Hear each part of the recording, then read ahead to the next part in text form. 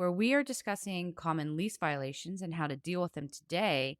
Discovery of those violations is on you.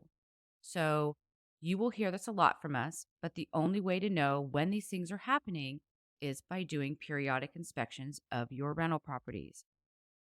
You do not want to wait until the tenant moves out in a couple years to find this stuff because if you can have them fix it on their dime, it's going to save you time and money. And just because you have a security deposit, that doesn't mean it will cover the cost to fix everything and put it back the way it was. You have a written lease for everyone to sign to cover yourself in instances just like this. But the best way to know if a tenant is violating their lease terms is to be proactive and do inspections.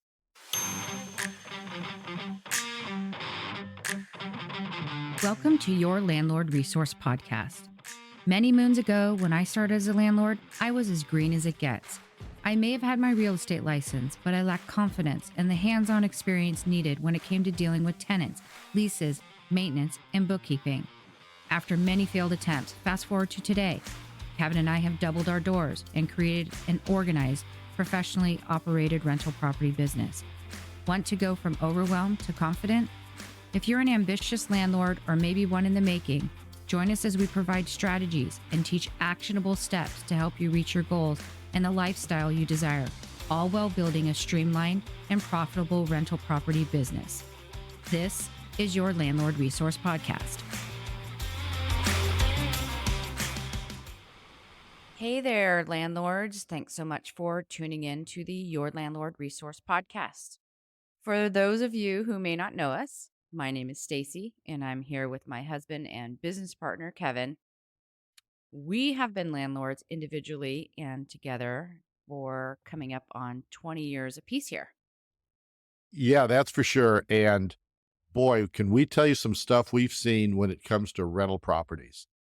And lease violations are, well, I don't want to say expected because you never want to expect that people are screwing up, but we have grown to understand they happen and we've developed a pretty good sense of how to handle them.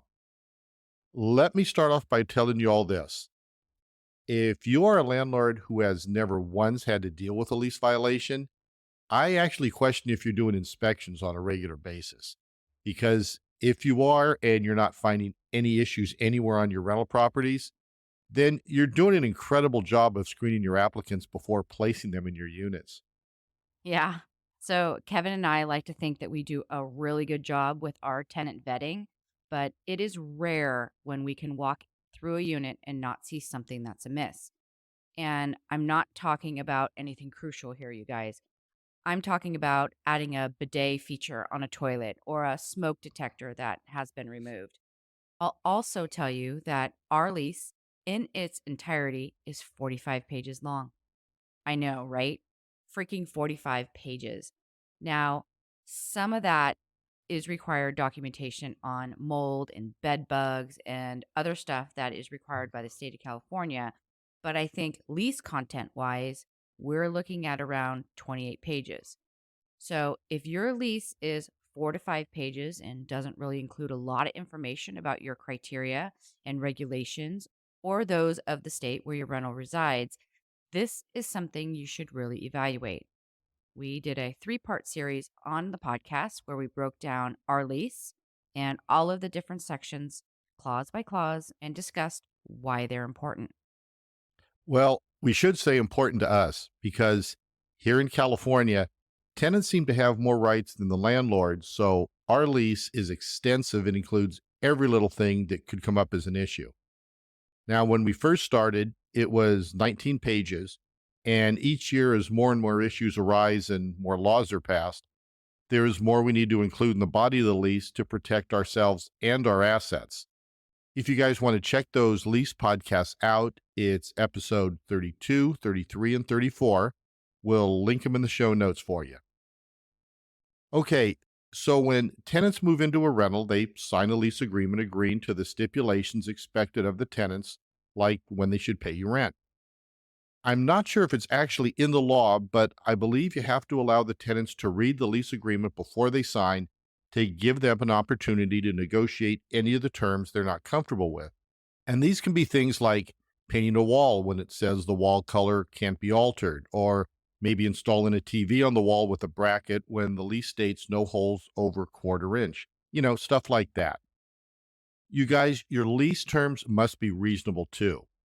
If you allow pets, you cannot require them to be locked or chained up 24/7, but you can require them to be crated if they're left alone. A lease violation is simply a breach of the contract they signed and agreed to abide by. And lease violations are not uncommon. As Stacy mentioned, we find them often when doing inspections. Some we have to act on right away, like a blocked exit or overloaded electrical outlets, a safety hazard for them or others in the rental. Also, if we find evidence of something illegal, then of course we need to address it immediately. And you guys, eviction is something that should be rare and seriously considered before executing it. For starters, it's super expensive and good tenants are hard to find. So you should be considering the cost of what it will take to turn the unit over and find a new tenant. However, that does not mean that you should let your tenants feel like they have more power to take advantage of you. There's a fine line of being a landlord who lets small things slide when you have a good tenant, and a landlord who throws the book at a tenant every time they find something wrong. Lease violations are serious, and when you find something wrong, you need to address it. So, let's go over some common lease violations and how we would handle them. I think one we see and hear about most often is unauthorized renovations. And where this is not a critical one, if they're painting a wall so their office space is a little bit more attractive for Zoom meetings, or some tenants will go so far as to build walls to divide space, replace lighting fixtures to suit their decor, or in the case from several years ago, one tenant stapled egg crates to every surface in the room, including the ceiling, because he was a DJ and didn't want the noise to bother his neighbors. And where his heart was in the right place, being mindful of another person's right to peaceful enjoyment, there were thousands of little tiny holes in the walls and ceiling that the landlord had to deal with when they moved out. We have had tenants build garden boxes so that they can grow veggies, which for a single family home is fine. But when in a multifamily situation where the owner pays for the water, not so much. Where we are discussing common lease violations and how to deal with them today, discovery of those violations is on you. So you will hear this a lot from us, but the only way to know when these things are happening is by doing periodic inspections of your rental properties. You do not want to wait until the tenant moves out in a couple years to find this stuff because if you can have them fix it on their dime, it's going to save you time and money. And just because you have a security deposit, that doesn't mean it will cover the cost to fix everything and put it back the way it was. You have a written lease for everyone to sign to cover yourself in instances just like this. But the best way to know if a tenant is violating their lease terms is to be proactive and do inspections. Maybe you are fine leaving garden boxes for the next tenant. Maybe the lights they installed are nicer than yours and they want to leave them. But you need to know about what is going on in your units so you can have a conversation with the tenant about it. We have an inspection checklist that we offer for about 10 bucks. It has 6 pages and it covers every single area of a 4-bedroom, 4-bath single family home, interior and exterior. Now, I say single family home, but you can use this on any multifamily property as well. It covers from the basements to the attics and moldings to window coverings. And this inspection sheet is very detailed. We have signature lines for whomever is doing the inspection to sign off that it was completed. And there is space for notes in case you find any lease violations and need to write it down. This form is something you can purchase once and use over and over again, and even has space at the top for you to insert your company name and logo. And you know what? Why don't we give you guys like 25% off if you buy one? We'll put a link and a discount code in the show notes, so go ahead and grab that deal while it's still available. Wow, that was nice. Yeah, well, you and I both know that inspections are important, so let's try to help these landlords out. I like that. Cool. Okay, let's move on. The lease violation that is the hardest for tenants is unauthorized pets. And if you allow pets, fantastic. But you should still authorize the pet before they bring it on your property. Now, you may be thinking, well, if I allow pets, what's the big deal? The big deal is if the dog is a nuisance, you will be the one having to deal with the tenant, not the people complaining. They might start with the tenant, and to that, their response might be, well, my landlord allowed the pet, so I'm good. What you need to understand is that everyone, from other tenants in the building to neighbors who own their own home, they all have a right to peaceful enjoyment. If the pet you allowed to be there violates their rights, you will be the one called to deal with it because you're the one ultimately in charge of what happens on your property. So, nuisance can be barking, it can be whining, it can be wandering the street without a leash. And we all know how pissed people become when a dog poops on their lawn. If you're not sure, just check out the app next door for 5 minutes, and you're sure to find a post of someone complaining about dog poop in some capacity or another. Right to peaceful enjoyment is not only noise. If someone has kids and they don't feel safe going out in the front of their house because the dog you allowed will be there wandering around, that's a pretty solid case they can't enjoy all the areas of their home. So if you do allow pets, do yourself a favor and do some research on the pet before the tenant brings it home. You have the right to vet the pet. I like that. Just like you have a tenant, meaning you can talk to the vet, the pet adoption agency, or breeder to get information about their demeanor. We know a lot of rental property owners have weight and breed limits, but those little yappy dogs can be way more annoying sometimes and just as aggressive as larger breeds. A lot of expectations need to be placed on your tenant as well. Your initial lease needs to address if pets are allowed. And we're talking pets here, not service or emotional support animals. Pets like cats and dogs, which are the most common landlords will see. So your lease needs to have a clause about if pets are allowed. If they are, you need to make sure, under no uncertain terms, is that tenant to just bring a pet to your property without your approval first. They cannot just call and say, hey, I just adopted this cutie. What do you need to know? You need to know before that pet is brought home, so encourage your tenant to notify you in advance of their plans to have a pet so you can then go over the rules and criteria you have.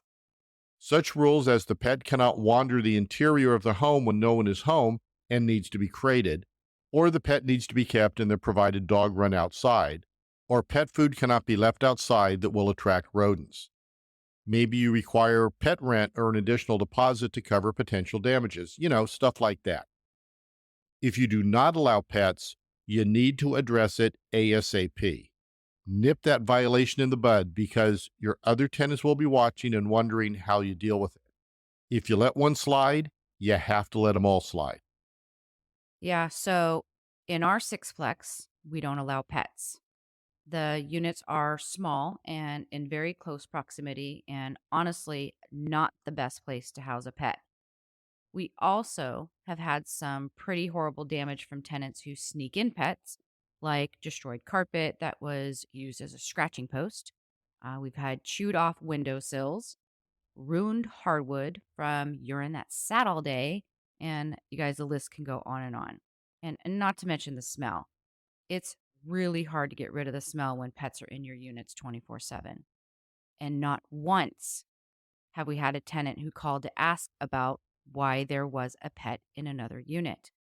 And maybe they just assumed that it was an ESA situation, but it really would have been nice to know. Since we only do inspections every 6 months or so, if a tenant brings in an unauthorized pet right after, it can be months before we're going to find out. And if they're not a responsible pet owner and that pet potties all over the place or chews stuff up, then we have some serious problems on our hand. And don't get me started on the fact that tenants do not read the leases. Either that or they play stupid, like they had no idea that pets weren't allowed. And to be honest, where we think we're pretty nice landlords, we are not nice about unauthorized pets in our units. We have walked in and got the, oh, I'm just watching this cute little kitty for a friend for a week. And our favorite is, oh, it's an ESA. You can't tell me I'm not allowed to have it. Yeah, bet your ass I can. Because guess what? In our lease, it says we have the right to verify that ESA before you bring it home. And your lease better be clear about this too. So, ESAs are not like a prescription drug from a doctor where you have to start taking it right away to feel better. There's a whole process to getting an ESA, and as a landlord, you have the right to verify its legitimacy. Now, this is how we address pet violations. First, we issue a notice of violation to them by mailing it and either handing them a copy in person or posting it on their door. A little side note here: take a photo of any posted notice on the door because your mobile phone will provide a time and date stamp should the delivery of the notice ever be challenged. On the notice, it should clearly state the clause in the lease that they violated, what you require them to do to remedy the violation, and how much time they have to complete this. And time wise, we usually give them 3, 5, or 7 days, depending on what it is. And I'll tell you, these tenants are not happy about us giving them the ultimatum of getting rid of the pet or moving out. Yeah, that's right. And I'd say if I had to guess, about 98% of the time, they'll move out so they don't have to give up the pet, which is sort of funny because another lease violation we see is unauthorized guests. And those same tenants have no issue kicking those guests to the curb when it comes to making a decision between the guest and their unit. Unauthorized guest is another one that's a little hard to nail down. Tenants have the right to have someone stay over from time to time, and we see this a lot when tenants are dating someone. It might start with a toothbrush, and the next thing you know, they're hanging out and staying there most of the time. Again, during inspections, we are checking out the bedrooms. And if there are only men or only women on the lease, and when you then go and look for mold in the closet or check under the bathroom sink for a leak, and you see clothing or toiletries for the opposite sex, then it gives you reason to question whether the person is simply staying over from time to time or actually living there. We had a male tenant who lived on his own in a two-bedroom unit.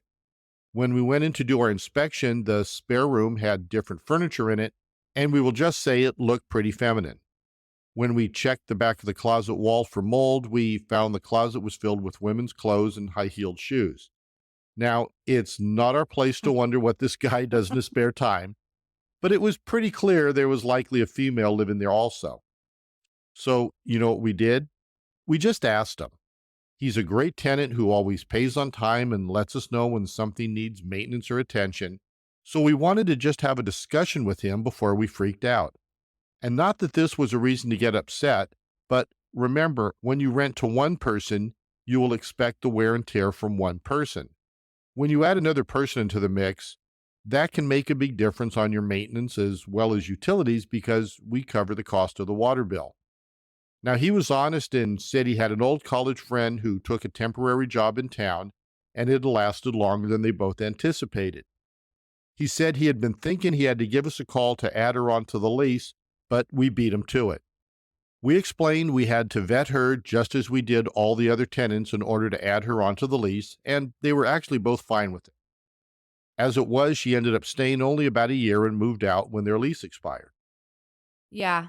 So unauthorized guests are pretty common, you guys.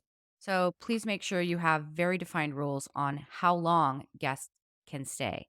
So that would be how many days in a row, and then the total number of days for a guest to stay in 1 year or whatever the lease period is. If someone is to stay, say, 7 days or longer, require that they complete a guest request form so that you can have information on the person staying in the unit. And you need this in case there is an issue where police are called or if there is a complaint from another tenant. If you have parking for your tenants, this will need to be addressed as well because if the visitor is parking in spots that are for other tenants, that can create a problem. So let's move on to the lease violation for unsanitary conditions. Now, this one can be tricky. Gross as hell, but tricky because if you have a hoarder situation on your hands, they are considered protected under fair housing, and you cannot just serve them an eviction notice and call it a day. Typically, You would be required to contact the tenant or a family member to make arrangements for the unit to get cleaned out. And you absolutely need to give them more than 3 to 5 days to remedy the issue. The courts will require to see documentation that you have made significant efforts to work with the tenant to remedy this situation before they're going to authorize an eviction. So tread carefully if you come across a hoarding issue. Now, we had a tenant who was not a hoarder, but after he moved out, we found that he was an alcoholic. We had been in his unit many times and done inspections and found no issues at all. And then, oh my God, we went in for an inspection. So we gave him a week's notice, of which he rescheduled once, and we came back at a later date. We were thinking, okay, he had more time, so maybe he just wanted to clean up the unit or something. You guys, we walked in, and the stench was I'll put it politely, unbearable. so we didn't know where to start. There had been a flood in the unit, we think from the bathroom, and there were dirty, muddy footprints all over the floors. Upon further inspection, we found that he had a fruit fly infestation. And mind you, both the flood and the infestation were unreported. There was rotten food sitting on the stove. The freezer had no food, just several beer bottles that had exploded. And I don't know if you guys are aware of what happens with fruit flies, but there were dead bugs and their feces on every single surface. They were in the rubber molding of the refrigerator and the freezer, in the dryer vent, and on the wires of our hardwire smoke detector that we had to check. The blinds were broken and covered in fly feces. And I don't know how this guy lived there. We had to serve him an eviction notice because there was mold growing under the vinyl plank flooring and it was 100% a health hazard. And you know what? It took him a little bit, but he left on his own without us having to go through a formal eviction process or pay cash for keys. And it's a good thing because alcoholics and addicts are also covered under fair housing because it's a disease and deems them disabled. If we had to go to court, there's a good chance we would have had to find him housing and pay him to leave, or we would have had to repair the unit and allow him to move back in regardless of his negligence or not. Yes, you guys, that is true. And I will say that he left and he did get the help he needed. And about a year ago, he contacted us with an email apologizing for all that had happened. I mean, it's nice that he recognizes his issues, but I don't think he has any idea on how much it costs us to replace the floors and appliances and then clean and paint that unit. His security deposit made a very small dent in those repair expenses.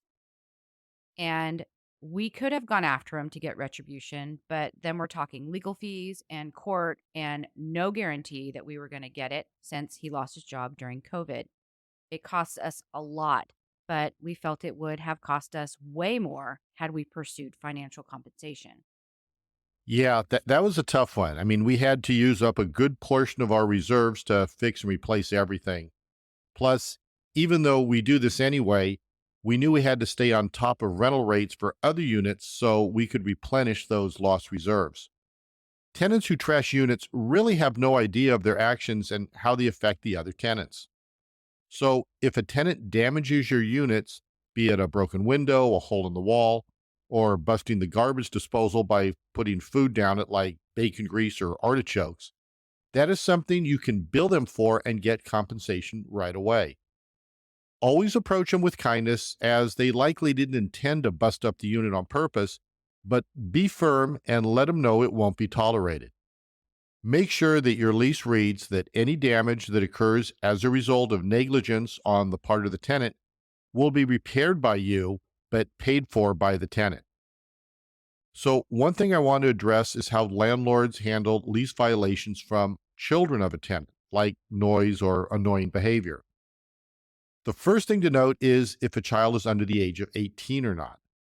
If so, the violation falls to the parents to resolve.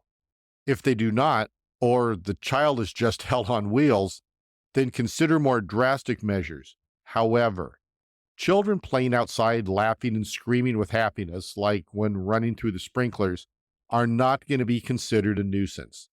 The thing you need to consider is if you have a neighbor or another tenant in the building who might work nights and sleep during the day. And to be quite honest, no judge will rule in favor for that person sleeping over children just joyfully playing outside. Would you need to address it though? Absolutely. Have a talk with the tenant and explain the situation.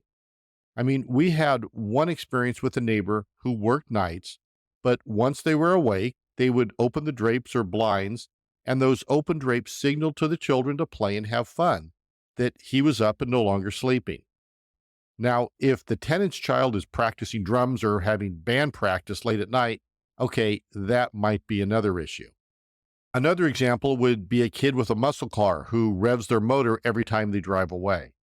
If someone complains over that, again, have a written record, but have a conversation with the tenant to discuss possible remedies. If that child is over 18 years of age, then you should have them added to the lease. As an adult, that quote unquote child is responsible for their own actions. So, should any issues like revving motors, band practice, or any violation for that matter comes up, you can address it and place the violations directly on them and not the parents. And here's why that's very important. If those parents who pay rent on time and generally care for their unit have a wild child on their hands that they can't control, you as the landlord can evict the adult age child and not the parents. I mean, it's a super rare scenario, but it does happen. So just make sure you are tracking the birthdays of all your child occupants and adding them to the lease when they turn 18 so that you have more rights over your property. And one good way of keeping track of occupant birthdays or the children of tenants is to set a reminder on your phone 60 days before their 18th birthday to add them on the lease. You should have access to a form simply called Add Tenant Addendum. Wherever you got your lease, they should have it available, but if not, Easy Landlord Forms has them. You've heard us talk about them before. They're awesome. You can create a free account to access their tools, which is something like 200 free landlord forms, or become a pro member to get their state specific lease agreements plus their entire library of property management forms. They have given us a code for 15% off any new purchase when you use our link. And I think the cost for a pro membership is $12 per month or $75 for the annual account. And they now offer a lifetime pro membership for $399, which, you guys, that's a killer deal. But what's even better is they are allowing new customers that 15% off promo to work towards anything you buy, regardless if it's just one form or the lifetime membership. And I think that drops the lifetime member cost down to like 340 bucks. So use the code STACY15. That's STACIE and the number 15. They have a rating of 4.8 from over 5,000 reviews. So Easy Landlord Forms is really the perfect source for landlords. Check out our show notes for the link and that 15% off code. Okay, I do want to touch on a couple more lease violations, and one is illegal activities. Now, most state specific leases these days address your protection with any illegal activities that occur on your property. But it's important to know that this is something you need to act quickly on once you are advised by either a neighbor, another tenant, or the police. Creating or selling drugs, housing illegal firearms, building fireworks or explosives are obviously all very dangerous situations. However, we had someone we knew who managed a single family home with a family, parents, and adult children, where the children were money laundering. The parents had no idea, and when the SWAT team showed up in the early morning hours and did a raid, they found everything. Of course, the kids were bailed out and back living there awaiting trial. So, what was the landlord going to do? Well, if they had added those adult children to the lease, they could evict just them. But I believe in this situation, the whole family was evicted. And if I can remember that correctly, it actually took a while for that process, right? Yes, it did. And it cost a bundle. In my personal opinion, I would have done a tenant buyout or cash for keys to get him out sooner, but this property manager did what the rental property owner wanted, and that was a formal eviction. My point is that not all illegal behavior is directly dangerous to the building or the neighborhood. But if people are breaking the law like that, they likely have no issue breaking other laws too. And lastly, let's talk about the lease violation of non payment of rent. The one thing you need to consider here is if the tenant is habitually late paying each month or if it's rare for them. Because if it's rare, we typically give them a warning and not charge a late fee on the first offense. That's our written policy for all of our units. However, should they be late again within the lease term, we will serve them a notice to pay or quit and begin charging a late fee. Our late fee policy is that they have until the third of the month to get the rent into our hands, not make an online payment that we're going to receive 3 to 5 days later. On day 4 of the month, the tenant will accumulate a $10 per day late fee until that rent money is in our hands. Let me jump in here with the situation we had, and I'll tell you why we let it slide. Many years ago, we had a tenant. He was young, he was a recent grad and got his first job and then rented from us. His grandmother guaranteed the lease because he really didn't have any rental or credit history for that matter. And you guys, this was one of those situations where we did not listen to our gut and we let our emotions get in the way. He was similar in age to our oldest and just needed a break, so we gave it to him. For that first year, the rent was on time every single month. We then dropped the grandmother's guarantee off the lease because he had paid all his rent on time and we had no issues otherwise. But then he started to pay rent late. At first, it was a couple days and we let it slide with a warning. Then it was a week or two and we charged him our late fee at the time, $25.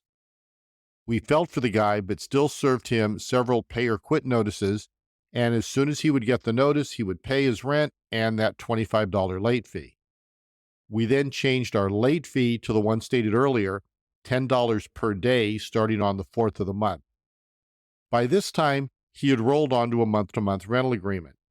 And this is all on us. I mean, we own the mistakes we made here, but he paid late every single month.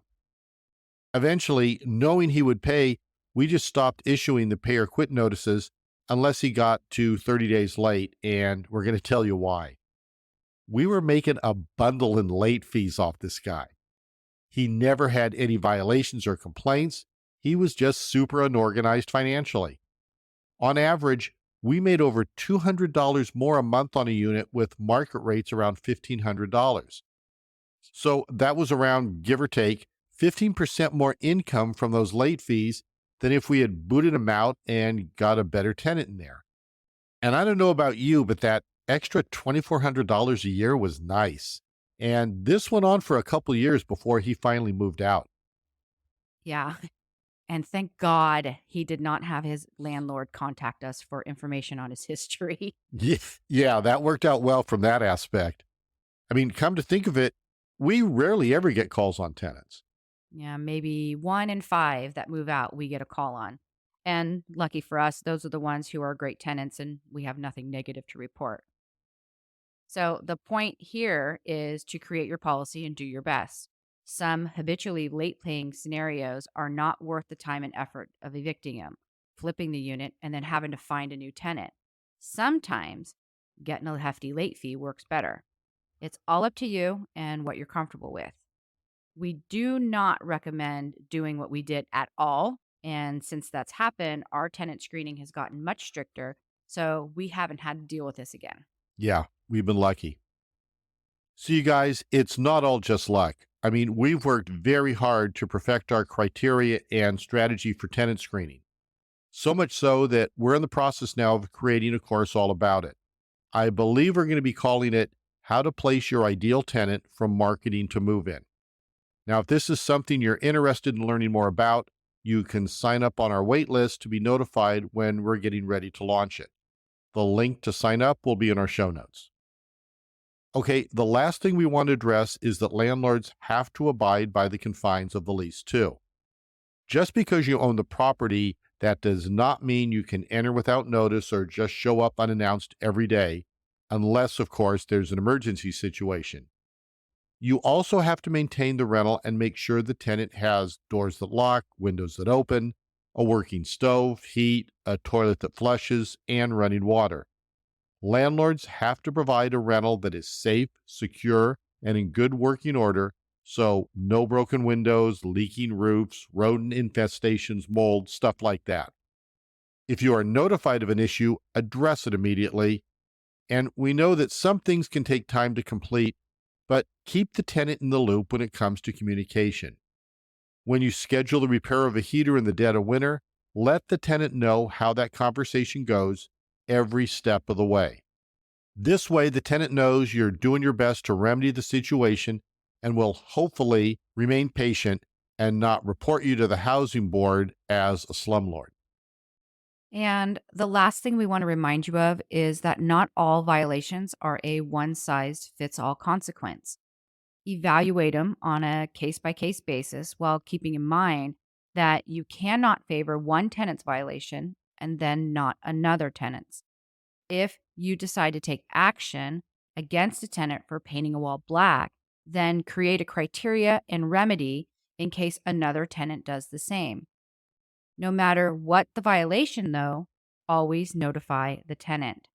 You can use a notice to quit if it's something like an unauthorized pet or guest or parking situation, or use an eviction notice for more serious issues like if they are dealing drugs from your property or have not paid rent for the last month. Again, Easy Landlord Forms is a great place to start for all those forms you do not use on a regular basis. This way, you know the forms you're using are always up to date with your state's landlord tenant laws in mind. And the last tip I have is that if you talk to the tenant in person, go back to your car and make a detailed note of what was said, either in your phone or in a notebook. Then go back to your office and email the tenant what the result of the conversation was, whether it was a promise to pay in 5 days or to move the broken down junky car from the driveway.